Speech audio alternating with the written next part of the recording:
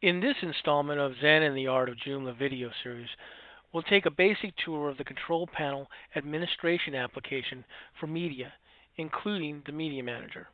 As mentioned in previous videos in the series, once you're logged into the administration area for Joomla, the Media Manager can be accessed from either the large button on the main control panel screen or from the Site menu.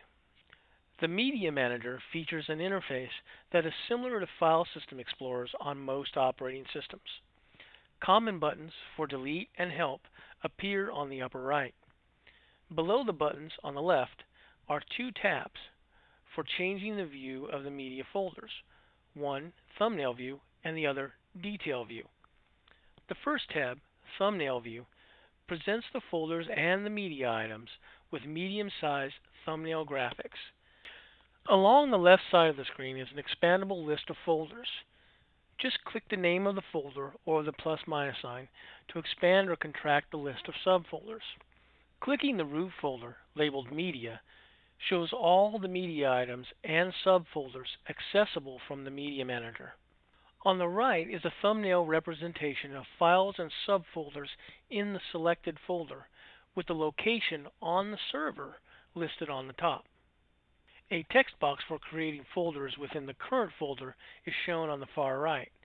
Just type in the new folder name and click the button labeled Create Folder.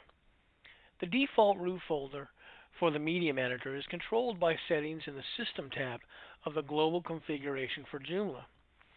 Changing the path to Media Folder setting in the Media Settings group will change the root folder for the Media Manager.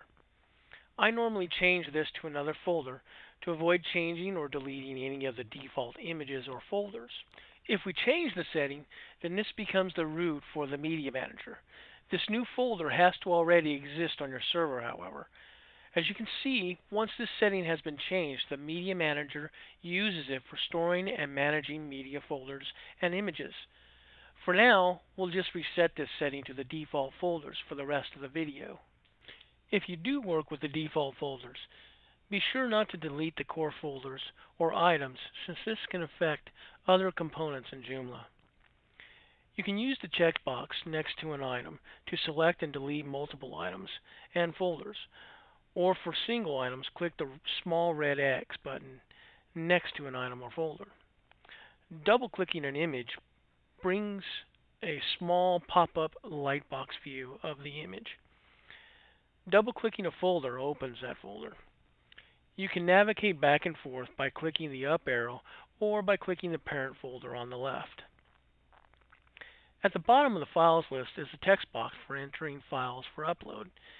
You can use the Browse button to look for files on your computer using your operating system's File Open dialog.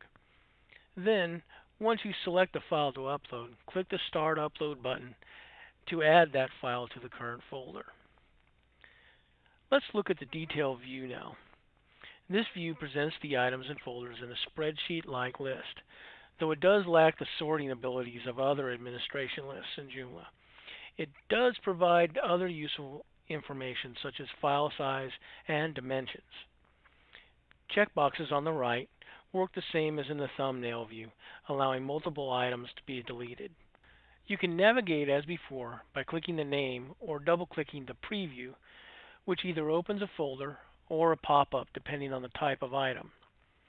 There are several lacking features in this basic Media Manager, such as the ability to drag and drop, move, or even rename an item or folder. In another video, I'll show you how to replace this component with a better Media Manager called Explorer. In the next video in the series, we'll take a brief tour of the Menu Manager.